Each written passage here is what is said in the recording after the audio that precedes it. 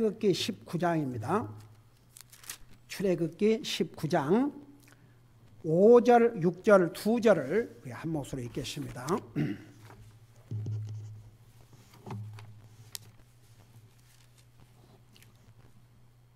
출애굽기 19장 5절, 6절입니다. 우리 한 목소리 읽겠습니다. 시작. 그러므로 이제 너희가 참으로 내 목소리에 순종하고 내 언약을 지키면 너희는 내게 모든 백성들보다 뛰어난 특별한 보배가 되리니 이는 온 땅이 내 것이기 때문이라. 또 너희는 내게 제사장 왕국이 되며 거룩한 민족이 되리라. 내가 이스라엘의 자손에게 고할 말들이 이러하니라. 아멘. 기도하겠습니다. 사랑의 아버지 하나님, 우리를 구원하여 하나님의 자녀 삼으시고 오늘도 주님을 예배하고 섬길 수 있게 하시고 이 시간에는 주님의 존귀하신 말씀을 듣게 해주셔서 감사드립니다. 말씀을 전할 이 종을 주의 성령님께서 도구로 사용해 주시기를 비옵고 예수님의 존귀하신 이름으로 감사하고 간절히 기도하옵나이다. 아멘. 앉으시기 바랍니다. 오늘부터 공부하는 이 출애굽기 19장, 특별히 19장, 출애굽기는 이미 시작했지만 오늘 우리가 공부할 출애굽기 19장부터 31장까지는 하나님께서 이스라엘 백성들에게 주신 하나님의 언약의 내용들을 자세하게 기록하고 있습니다. 특별히 우리가 공부할 19장에서는 우리가 하나님의 언약을 지킬 때에 얻는 유익들과 또 언약을 받을 준비에 대해서 말씀을 해주고 있습니다. 자, 이걸 생각하면서 우리 한 절 한 절 보도록 하겠습니다. 이제 이스라엘 백성들이 이집트에서 나와 가지고 계속 행진을 하면서 또 이제 어떤 곳에 가면 정착을 해서 또 텐트 치고 지내다가 여러분 생각해 보세요. 200만의 사람들이 움직이니 그 행렬이 어떻겠습니까? 그야말로 메뚜기가 덮는 것 같겠지요. 그러니까 이스라엘 백성들이 갈 때 그 주변 나라들이 그냥 무서워가지고 자기 근처도 지나가지 못하도록 했던 거 짐작은 갑니다. 그리고 어떻든 이제 어디까지 왔냐 그러면 시내산 밑에까지 왔어요. 여러분 시내산 그러면 딱 뭐 생각납니까? 우리 하나님께서 시내산에서 모세에게 십계명을 주신 곳이죠. 자, 그런 걸 생각하면서 이제 한 절 한 절 보십시다. 이스라엘 자손이 이집트 땅에서 나올 때 셋째 달에, 그러니까 벌써 3개월이 걸렸습니다. 셋째 달에 바로 그날에 그들이 시내 광야에 이르렀으니 그들이 르비딤에서 떠나 시내 사막에 이르러 광야에 장막을 치되 이스라엘이 거기서 산 앞에 진을 쳤더라. 그러니까 이제 시내 산이 상당히 높아요. 그 광야, 아직 산 밑에 광야에다 진을 쳤습니다. 여러분 그 광야가 얼마나 컸을지 상상이 되십니까? 생각해 보세요. 이 엄청난 200만의 숫자가 거기서 진을 치고 살아야 되니까 얼마나 거대한 광야입니까? 3절에 보니까 모세가 하나님께 올라가니 주께서 산에서 그를 불러 이르시되 너는 이같이 야곱의 집에게 말하고 이스라엘의 자손에게 고하라. 4절 내가 이집트 사람들에게 행한 것과 또 내가 독수리 날개에 너희를 실어 내게로 데려온 것을 너희가 보았느니라. 여기 하나님께서 이스라엘 백성들을 이집트에서 데리고 나온 것에 대해서 너희를 독수리 날개로 데리고 나왔다 그랬어요. 자, 그게 무슨 뜻이냐? 그 독수리는요, 자기 새끼들을 훈련시킬 때, 여러분 짐승들 자식들을 얼마나 강하게 훈련시킨 줄 아세요? 특별히 독수리. 그리고 이제 새끼가 독수리 새끼가 나는 것을 이제 어미 독수리나 아비 독수리가 이제 그 훈련을 할 때, 나도 그 옛날에 몰랐는데 참 어메이지가 이 엄마 독수리가 이 새끼 독수리가 이렇게 지금 나는 것을 훈련하고 있는데 그 밑에서 날개를 그 독수리 날개 엄청납니다. 그 엄청난 독수리 날개를 활짝 펴가지고 바로 새끼 독수리가 나는 그 바로 밑을 날아간답니다. 그래갖고 이제 이 새끼 독수리가 힘이 없어서 떨어진다든지 뭐 지쳐 떨어진다든지 하여튼 그러면 얼른 자기 날개로 다 감싸서 받아주고 이제 품고 가다가 또 다시 훈련을 시키고 그런답니다. 한번 생각해 보세요. 하나님께서 이스라엘 백성을 그와 같이 마치 독수리가 자기 새끼를 그 날개로 보호하고 인도하고 지켜주듯이 그렇게 이제 하나님께서 이스라엘 백성을 인도해 왔다 그럽니다. 보세요. 이집트 왕이 순수하게 이스라엘 백성들을 보냈어요? 안 보냈어요? 안 보내줬습니다. 10번의 재앙을 내려야 했었습니다. 그리고 나서 이제 나중에는 왕이 스스로 보내놓고도 막상 이스라엘 백성들 나오고 나니까 아이 정말 이 계속 종으로 풀어먹여야 되는데 안 되지. 이대로 놔둘 수는 없지. 그래가지고 정예 군인을 동원해서 마차로 추격했지 않습니까? 결국은 하나님께서 홍해 바다를 마르게 하시고 가르셔서 건너가게 하시죠. 여러분 우리 BK 선사님이 이제 사역을 하는데 그 BK 선사님에게 붙여준 사람들 다 공산당원 아닙니까? 일일이 감독을 하고 감시를 하지요. 근데 이미 그들도 성경을 여러분 보세요. 저 북한에서 만든 성경 보셨지 않습니까? 성경을 다 읽어갖고 다 그러니까 지적으로 한 다음에 이렇게 다 시험을 해보는 것이요. 그래서 우리 BK 선사님한테 그랬다지 않습니까? 한 사람이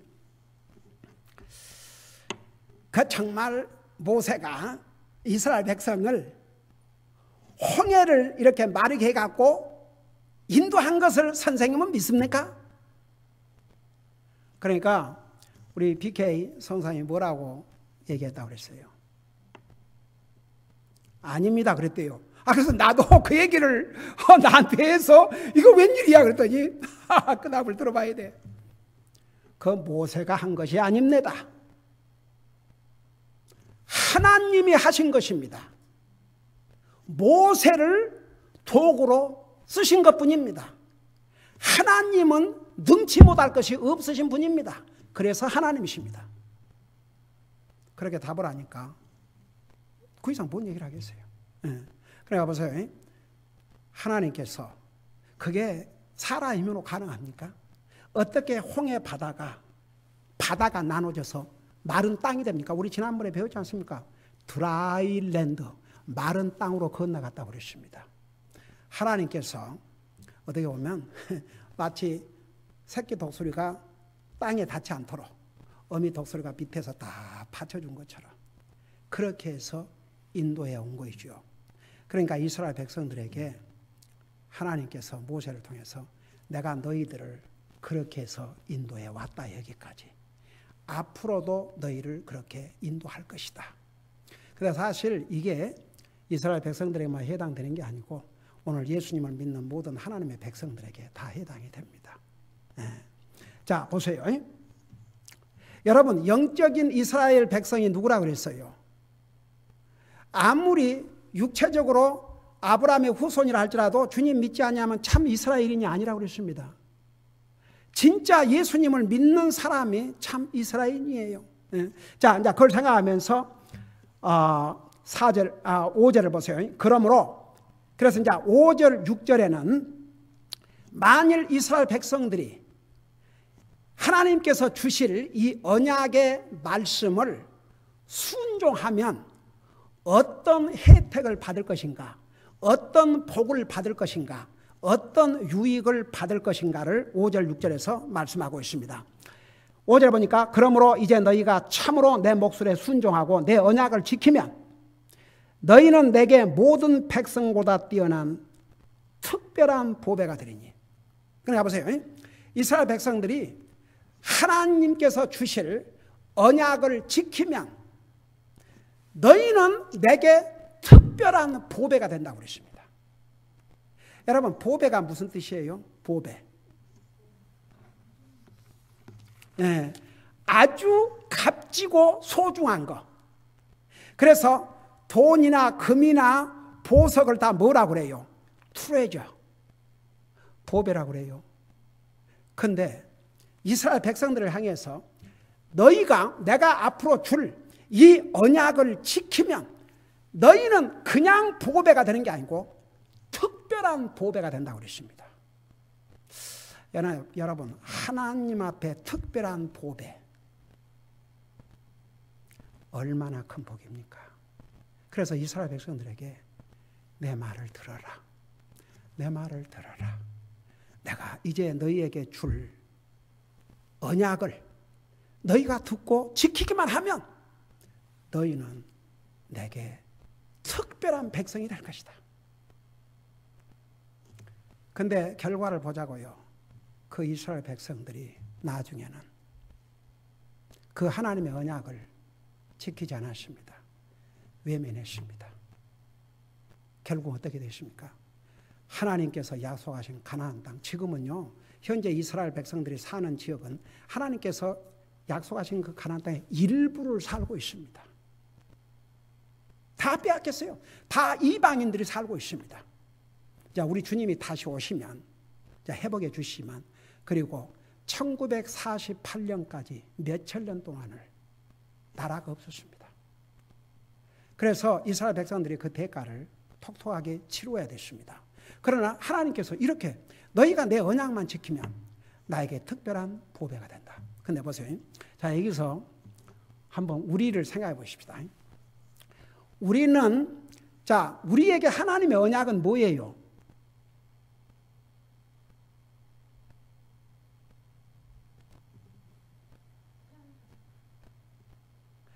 아니, 우리에게는 하나님의 언약들이 뭐예요? 이 성경이지요. 이 성경. 어렵게 생각하지 마시고 쉽게 생각하세요. 이게 하나님께서 우리에게 주신 언약입니다. 언약. 그래서 우리가 한국말로 구약, 신약, 옛날 언약, 새로운 언약. 아니, 그래요? 안 그래요? 영어로도 Old Testament, New Testament. 하나님의 언약이 옳시다. 자, 나와 여러분이 이 하나님의 언약의 말씀을 지키고 살면 우리도 하나님 앞에 특별한 백성, 특별한 보배가 됩니까? 안 됩니까?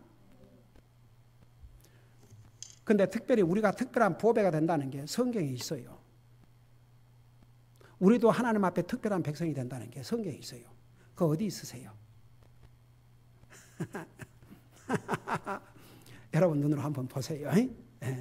베드로전서, 여러분 나와 여러분 얼마나 복받은 사람이라는 것을 여러분 실감하지 아니할 수 없습니다. 여러분 베드로전서 2장을 보세요. 베드로전서 2장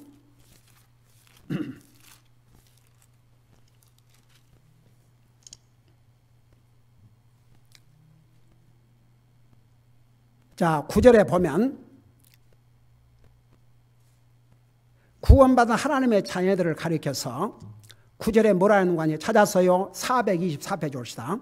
거기에 뭐라 하냐면 너희는 구원받은 하나님의 자녀를 가리켰습니다. 너희는 선정된 세대요, 왕가의 제사장이요, 거룩한 민족이요. 그 다음에 뭐라 했어요? 특별한 백성이라고 그랬습니다. 네. 여러분, 우리도 하나님의 말씀을 순종하고 살면 하나님의 눈에 특별한 백성, 특별한 보배가 된다 그 말입니다. 자, 우리 다시 어디로 돌아가서 출애굽기 19장 돌아보세요. 자, 그리고 나서 5절에 보니까 너희는 내게 모든 백성보다 뛰어난 보배가 되리니 이는 온 땅이 내 것이기 때문이라. 그 다음에 6절에 보니까 또 너희는 내게 제사장 왕국이 되며 그랬어요.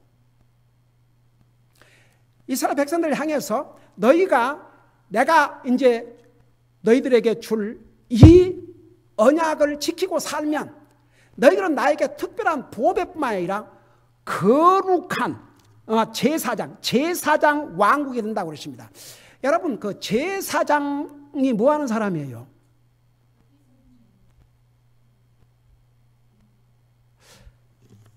제사장이 뭐 하는 사람이에요?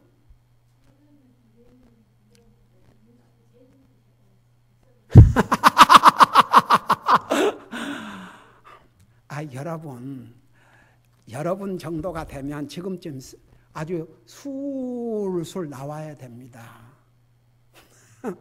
제사장, 그렇지, 이제 하나님 앞에 희생의 제물을 드리고 그러는데, 한마디로 말하면 하나님과 사람 사이를 중지하는 역할을 하는 사람이 제사장입니다. 근데 이제 구약 시대 때는 그랬어요. 어떤 사람이 하나님 앞에 죄 용서를 받고 하나님 앞에 나가기 위해서는 제사장을 통해서만 할 수 있었습니다. 그러나 지금은 그럴 필요가 있어요, 없어요? 필요가 없어요. 왜 그런 줄 아세요? 여러분이 다 제사장이 되어버렸어요. 이게 뭔 말인가 또. 내가 제사장이라뇨. 여러분 그거 몰랐어요? 잘 들어봐요. 중요한 교류가 있습니다. 우리 예수님께서 십자가에 돌아가실 때 어떤 일이 일어나냐면, 구약 시대 때는 하나님의 성막이 있는데 지성소라는 것이 있었어요. 지성소. 거기는 특별히 제사장 중에서도 대제사장만 들어갈 수 있었습니다. 거기에 이렇게 휘장이, 커튼이 이렇게 쳐져 있었어요. 거기가 주님의 임재하신 곳입니다. 자, 여기서 나오지만 아무라도 거기 함부로 들어갔다가는 죽음을 면치 못했습니다. 그래서 기름 부음을 받은 대제사장, 자, 처음에는 아론이 했죠. 근데 보세요. 우리 예수님께서 십자가에 돌아가실 때 일어난 놀라운 사건 중에 하나가, 그 지성소로 들어가는 그 성소의 커튼이 위에서부터 밑에까지 완전히 찢어져 버렸습니다. 그래서 더 이상 하나님과 우리 사이를 가로막고 있는 담을 완전히 헐었습니다. 그래서 우리는 무슨 천주교처럼 신부한테 가서 죄를 고백하고 그런 게 아닙니다. 여러분, 이 목사한테 와갖고 목사님 제가 이런 죄를 지었는데 어떻게 하면 좋습니까? 할 필요 없어요. 여러분이 직접 주님 앞에 고백하면 됩니다. 만일 여러분들이 어떤 문제로 이제 고통을 당하고 있는데 이런 문제를 어떻게 해결하든가 그 상담이 필요하면 하세요. 그러나 여러분이 무슨 죄를 졌는지 얘기할 필요 없어요. 여러분이 직접 주님 앞에 고백하면 됩니다. 그래서 보세요. 여러분, 이스라엘 백성들, 근데 과연 하나님께서 이스라엘 백성을 향해서 너희가 내 언약을 지키면 너희가 제사장 왕국이 될 것이라는데 그게 역사적으로 이루어졌어요, 안 이루어졌어요? 이루어졌어요. 보세요. 하나님과 사람과의 사이를 연결시켜주는 중재하는 역할을 했는데 그 이스라엘 민족을 통해서 우리 인류의 메시아 예수님이 오셨습니다. 놀라운 복이지요. 그 이스라엘 민족을 통해서 인류의 구세주 예수님이 오셔가지고 하나님과 사람과의 사이의 담을 완전히 헐어주셨습니다. 여러분, 옛날에 우리 수요일날 에베소 공부할 때 자세하게 공부했습니다. 에베소서에 얼마나 자세하게 나왔는지 몰라요. 그리고 실제로 이스라엘 백성을 통해서 하나님을 세상에 알리셨습니다. 이스라엘 백성을 통해서. 여러분, 이스라엘 백성들이 민족적으로 예수님을 거절했지만 개인적으로 예수님의 사도들이 다 유대인들이었습니다. 모세가 유대인입니다. 엘리야 유대인입니다. 우리 예수님께서 유대인으로 이 땅에 오셨습니다. 하나님께서 약속하신 것을 이루신 거죠. 제사장의 민족으로. 근데 보세요. 나와 여러분이 예수님을 영접하고 구원받으면 우리가 다른 또 사람인 제사장을 통해서 하나님 앞에 갈 필요가 없습니다. 모든 것을 주님에게 직접입니다. 직접. 심지어는 보세요. 뭐라는 줄 아세요? 히브리서에서 보면은 너희는 매일 필요한 하나님의 은혜를 얻기 위해서 담대히 보좌에 나가라는데 그 보좌를 무슨 보좌라고 그랬어요? 에? 그 보좌를 무슨 보좌라고 그랬어요? 은혜의 보좌. 자, 보세요. 이게 제사장만 옛날에는 가능했습니다. 근데 보세요. 여러분 히브리서 4장을 잠깐 펴봐요. 히브리서 4장. 그리고 다시 조금 전에 보았던 베드로전서를 갈 것이 옵시다. 히브리서 4장을 보세요. 4장 16절에 보면 이런 말씀이 있습니다. 우리 그곳을 같이 한번 읽어보겠습니다. 시작. 그러므로 우리가 긍휼을 얻고 필요한 때에 도우시는 은혜를 얻기 위해 뭐라 그랬어요? 은혜의 왕자로 담대히 나갈 것이니라. 여러분 하나 물어보십시다. 저 트럼프 대통령이 느지막에게 난 아들이 지금 10몇 살 됐어요. 이번에 휴가할 때도 그 애 손잡고 자기 와이프 손잡고 그러고 가는데, 여러분 그 아들이 자기 아버지 대통령 아버지를 만나기 위해서 예를 들어서 트럼프 대통령 그 사무실을 간다면 허락받고 가요? 아니면 도리어 안내받고 담대하게 가요?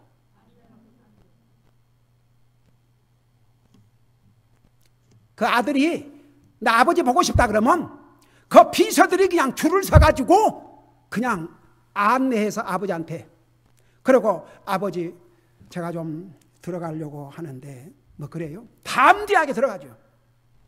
여러분은 우리가 얼마나 복받은 사람인 걸 알아야 됩니다.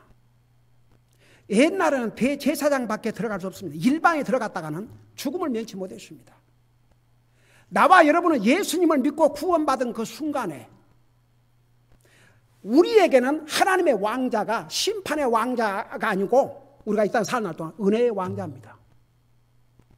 그 은혜를 얻기 위해서 담대하게 나가라고 그랬습니다. 다시 말하면 하나님 앞에 누구도 직접 나갈 수 있는 그 액세스, 그 길을 예수 그리스도를 통해서 열어주셨다고 말입니다. 그래서 우리를 향해서 뭐라는지 아세요? 다시 우리 베드로전서 2장 9절, 조금 전에 봤던 2장 9절을 다시 한번 보세요. 거기에 또 중요한 말씀이 나옵니다.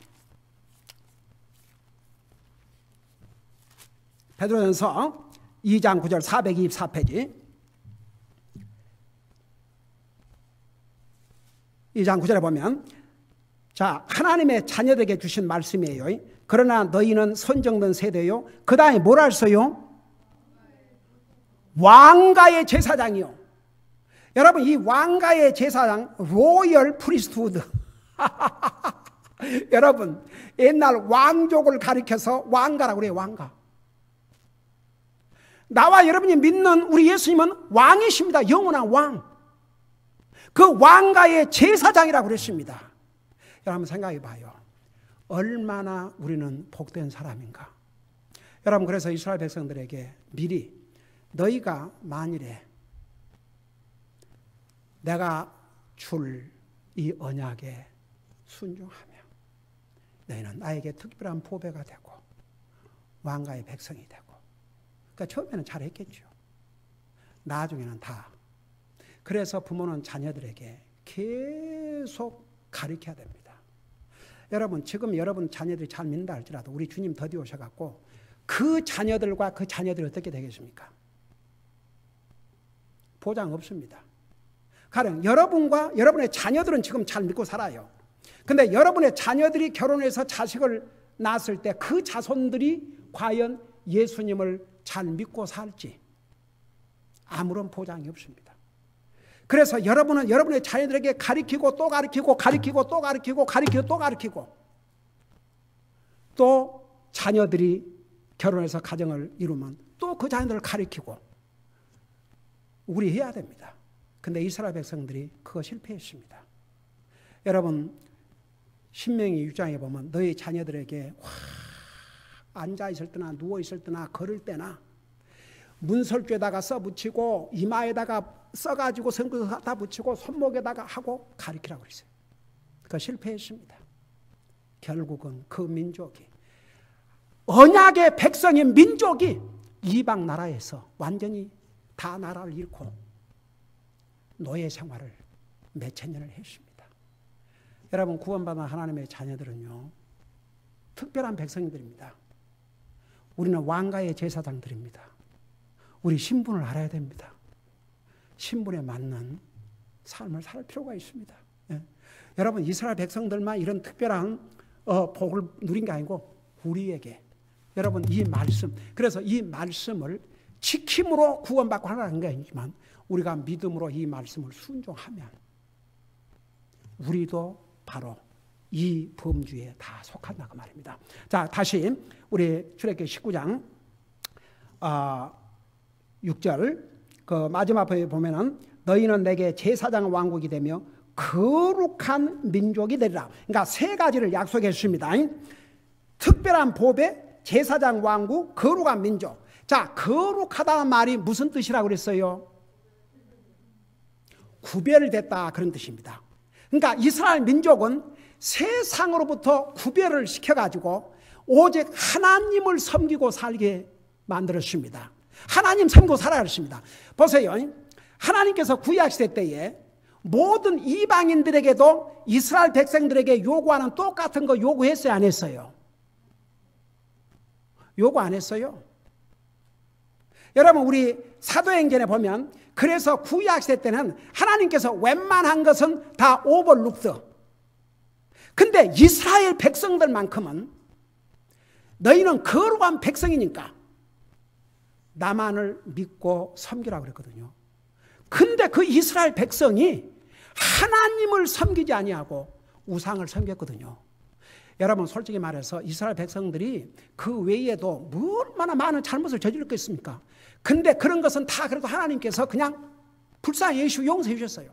근데 우상 숭배만큼은 하나님께서 결코 그냥 지나가지 않았습니다.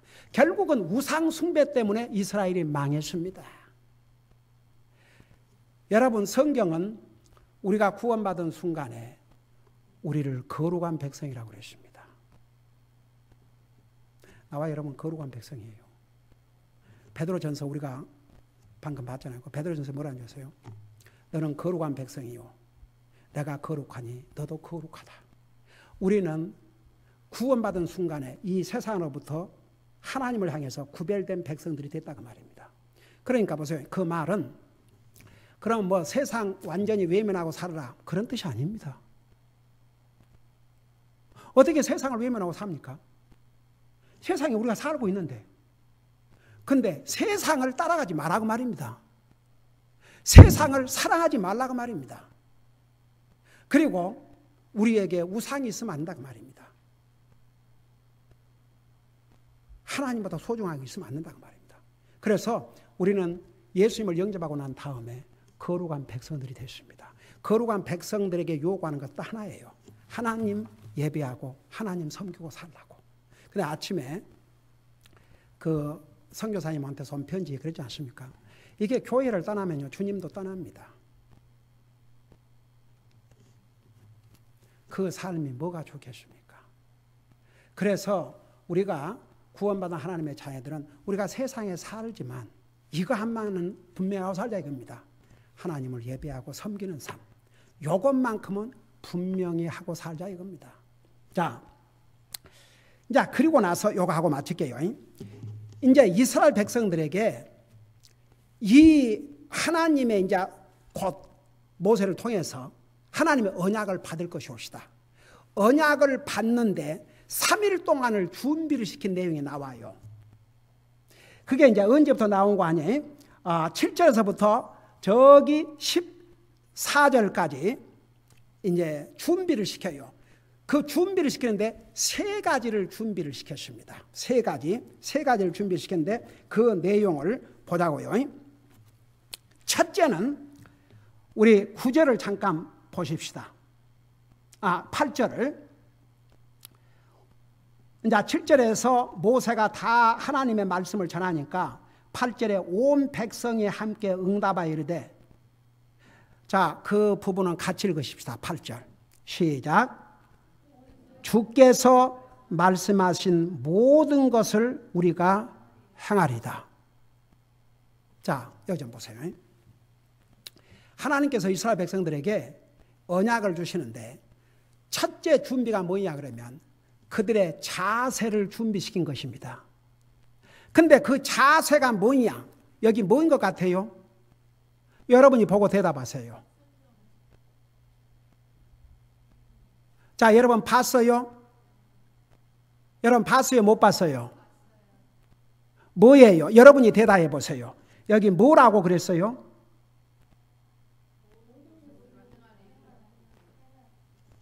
이게 하나님의 언약을 받을 첫 준비입니다. 이스라엘 백성들에게 그걸 전하니까 주께서 하신 모든 말씀을 순종하겠습니다 그랬어요. 여러분 따라해 보십시다. 순종하겠습니다. 그게 하나님의 언약을 받는 첫 준비 자세입니다. 그러니까 보세요. 나와 여러분이 하나님 말씀을 받는데 하나님 보실 때 준비를 해야 되는데 그 준비 자세가 뭔 줄 아세요? 하나님께서 주신 말씀을 내가 순종하겠습니다. 그 자세. 그러니까 이스라엘 백성들에게 먼저 언약의 말씀을 주시기 전에 그 준비를 시키는데 첫째 자세가 순종하겠습니다. 그 다음에 이제 두 번째 세 가지를 준비시켰는데 11절을 보세요. 10절 보세요. 주께서 모세에게 이르시되 백성에 가서 오늘과 내일 그들을 거룩히 구별하라. 또 그들이 자기들의 옷을 빨게 하고 11절 셋째 날을 예배하게 하라. 셋째 날에 주가 온 백성의 눈앞에서 시내 산 위로 내려오리라. 이제 이스라엘 백성들 첫째 마음을 준비시켰어요. 주님께서 주신 언약에 순종하겠습니다. 그 다음에는 이제 다른 준비를 세 가지 시켰는데 첫째가 옷을 빨게 했어요. 그래서 이 깨끗하게 하는 의식 중에 하나가 옷을 빨아서 입는 거예요. 여러분 옛날에 지금은 다 엉망이 돼버렸지만 여러분 미국에서 썬데이 드레스라는 게 아세요? 썬데이 드레스? 그런 말 들어봤어요? 들어봤어요? 못 들어봤어요? 미국에는 썬데이 드레스라는 게 있어요. 지금은 미국이 이렇게 됐지만 처음에는 미국이 우리 지난번 추수감사절 그 시작 유래를 자세히 공부했잖아요. 교회 갈 때 베스트 드레스, 가장 깨끗하고 가장 좋은 옷을 입고 가는 것이 썬데이 드레스였습니다. 지금은 이제 파티에 가야 좋은 옷을 입는데 그래서 썬데이 드레스라는 말이 나와요. 지금도 보세요.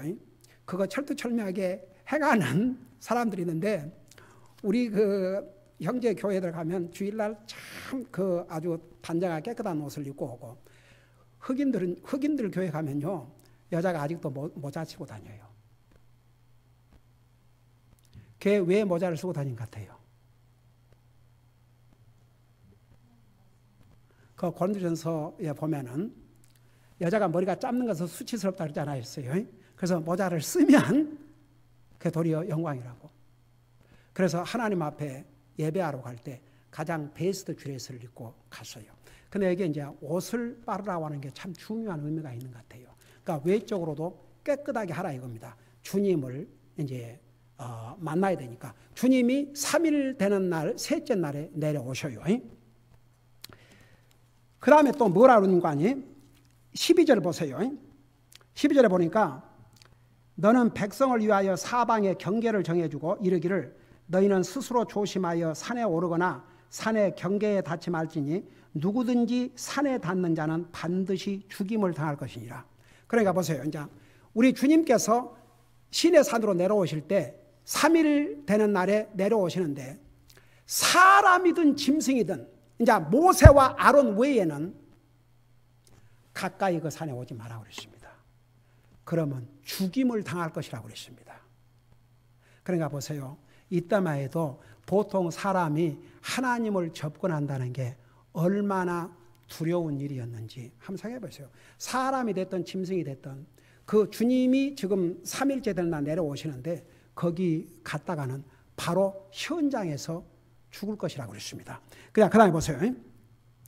14절에 보니까 모세가 산에서 내려와 백성에게 이르러 백성을 거룩히 구별하니 그들이 자기들의 옷을 빨더라. 그리고 15절 모세가 백성에 이르되 셋째 날을 예비하고 너의 아내에게 가지 말라. 그러니까 결혼한 부부들에게는 이제 자기를 주님을 맞이하기 전에 자기를 깨끗하게 해야 되는데 안과 밖을 다 깨끗하게 했어요. 자, 안을 깨끗게 하는 것은 주님의 말씀에 순종하였습니다. 그 다음에 겉으로는 옷을 빨고, 그 다음에 이제 절대 하나님이 임재하실 그 산에 가까이 가지 말고, 세 번째 결혼한 부부가 그 3일 동안은 그 부부관계 하지 말라고. 그렇게 해서 자기를 깨끗하게 하라고 그랬습니다. 그러니까 보세요. 지금은 우리가 예수님을 통해서 그 피로 우리 죄를 용서받고 어떤 모습으로 주님 앞에 가든지 상관이 없지만 이 시대는 그랬어요. 감히 깨끗하게 하지 않고 주님 앞에 가까이 나갔다가는 죽임을 면치 못했습니다. 그래서 이제 그리고 나서 이제 주님이 오시는데 내려오시는데 보세요. 16절부터 보면 셋째 날 아침에 천둥과 번개와 짙은 구름이 산에 있고 나팔 소리가 심히 크므로 진영에 있던 온 백성이 떨더라. 한번 생각해 봐요. 이제 주님이 임재하시는데 천둥이 일어나고 이 야단하니까 얼마나 백성들이 두려웠겠습니까? 벌벌 떨었습니다. 여러분 지금은 우리가 예수님 때문에 벌벌 떨 필요가 없지만 그 당시에 그랬습니다. 그리고 나서 17절에 보니까 모세가 하나님과 만나려고 백성을 데리고 진영에서 나오매 그들이 산 기슭에 섰더라. 그러니까 이제 모세는 주님이 임재하시는 내려오시는 산으로 올라가고 백성들은 이 밑에 있었어요. 그리고 이제 18절을 보세요. 18절에 보니까 시내 산이 온통 연기로 자욱하니 이는 주께서 불 가운데서 그 위로 내려오셨기 때문이라. 그러니까 주님께서 이제 모세를 만나서 하나님의 언약을 주시는데 이 불 가운데 오셨어요. 한번 생각해 봐요. 얼마나 엄청난 모습인가. 그러면서 20절에 보세요. 18절 보세요. 19절 나팔 소리가 오랫동안 나며 점점 더 커질 때에 모세가 말한즉 하나님께서 그에게 음성으로 대답하시더라. 그러니까 이제 모세에게 주님이 친히 음성으로 말씀해 주셨어요. 우리가 그 시편 공부하면서 주님의 음성의 파워에 대해서 자세히 공부했죠. 그리고 21절을 보세요. 주께서 모세에게 이르시되 내려가서 백성에게 명하라. 그들이 자세히 보려고 돌파하여 주에게로 오다가 그 중에 많은 사람이 죽을까 염려하노라. 그리고 22절에 또 주에게 가까이 오는 제사장들이 자신을 거룩히 구별하게 하라. 주가 그들을 향해 돌격할까 염려하노라 하시니. 그러니까 이 당시에는 모세와 아론 외에는 심지어 제사장들도 자기를 깨끗하게 하지 않고 가까이 갔다가는 죽음을 면치 못했습니다. 자, 그렇게 해서 이제 그 마지막 부분에 보면 24절에 주께서 그에게 이르시되 가라. 너는 내려가서 아론과 함께 올라오고 제사장들과 백성이 돌파하여 주에게로 올라가지 못하게 하라. 그가 그들을 향해 돌격할까 염려하더라 하시니라. 그리고 나서 이제 이에 모세가 백성에게 내려가서 그들에게 말하니라. 그러니까 모세는 산에 올라가서 하나님의 계시를 받았고 이제 내려와서 백성들에게 다 알려줬죠. 자, 19장을 마치면서 우리에게 주신 세 가지 교훈을 우리 생각하면서 기도하도록 하겠습니다. 여러분 이 세상에 하나님 말씀 순종해서 구원받을 사람 한 사람도 없습니다. 그러나 하나님 말씀 우리가 이 땅에 사는 날 동안 순종하고 살면 우리에게 100% 유익이 되겠어요? 손해가 되겠어요? 유익이 됩니다. 그러니까 그거 잊지 마세요. 여러분 어차피 우리 하나님 말씀을 다 지켜서 하려고 가는 게 아닙니다. 근데 하나님 말씀을 우리가 이 땅에 살면서 순종하면 그게 나에게 유익이 된다 그 말입니다. 복이 돼요. 여러분 어느 부모가 자녀들에게 복되는 일을 하지 못하게 하고 해가 될 것을 하라 그러겠습니까? 그러니까 하나님께서 하라는 것을 우리가 순종하면 우리가 이 땅에 살면서 우리에게 유익이 된다 그 말입니다. 여러분 예를 들어서 우리가 지난주에 이제 범사에 감사하라. 여러분 감사하고 살면 가장 혜택을 받은 사람이 누구일 것 같아요? 자기 자신이에요. 자기 자신. 예. 불평하면 가장 손해볼 사람이 누굴 것 같아요? 자기 자신이에요. 예. 그러니까 우리가 하나님 말씀을 다 순종해서 하려고 하는 건 아니지만 하나님 말씀 순종하면 우리에게 100% 유익이 된다는 거. 그게 첫째 교훈. 그 다음에 두 번째는 여러분 하나님께서 이스라엘 백성을 거룩한 백성으로 구별한 이유가 뭐예요?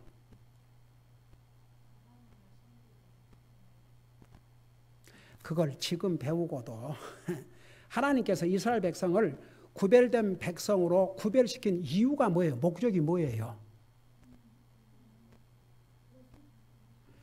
너희들만큼은 나를 섬기고 살으라고. 하나님 모르는 이방인들이 하나님을 예배하고 섬기겠어요? 그러니까 너희들만큼은 나를 예배하고 섬기고 살라고. 그러니까 우리는 예수님을 믿고 구원받은 다음에 거룩한 백성들이 됐어요. 거룩한 백성이 된 다음에는 우리가 진짜 하나님만을 섬기고 살아야 됩니다. 자, 마지막으로는 하나님의 말씀을 받는 준비된 자세가 뭐라고 그랬어요? 한 가지 우리가 하나님 말씀을 듣는 하나님의 다 이게 언약의 말씀이에요. 듣는 바른 자세는 제가 순종하겠습니다. 예를 들어서 돌아서서 또 못한다 할지라도 그 하나님의 말씀을 받는 그 순간만큼은 제가 순종하겠습니다. 그 자세를 가질 때 그게 바로 하나님의 언약을 받는 준비된 마음이 올시다. 기도하겠습니다. 우리 하나님 말씀을 생각하면서 우리 잠깐 기도하겠습니다. 우리가 하나님의 말씀을 순종하면 이 땅에 사는 날 동안 내게 유익이 된다는 거. 나는 하나님의 거룩한 백성이기 때문에 하나님을 예배하고 사는 것이 내 삶의 목표가 된다는 거. 그리고 항상 하나님의 말씀을 받는 자세는 순종하겠습니다. 우리 기도하십니다.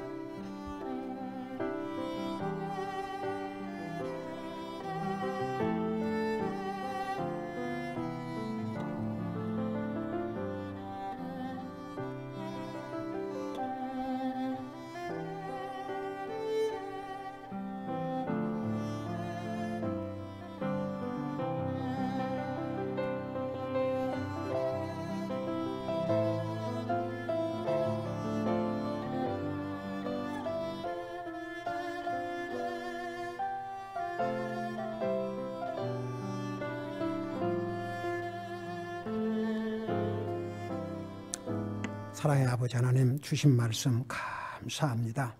우리 마음속에 생각하고 우리가 예수님 때문에 어떤 특별한 보배가 되고 어떤 신분을 가지고 있는지를 항상 생각하면서 항상 하나님의 말씀에 순종하고 살면 우리에게 100% 유익이 된다는 거 생각하고 우리가 하나님의 말씀을 순종하겠다는 자세로 받고 또 순종함으로써 우리에게 복이 되게 하여 주시옵소서. 감사합니다. 사랑합니다. 예수님의 이름으로 감사 기도드리옵나이다. 아멘.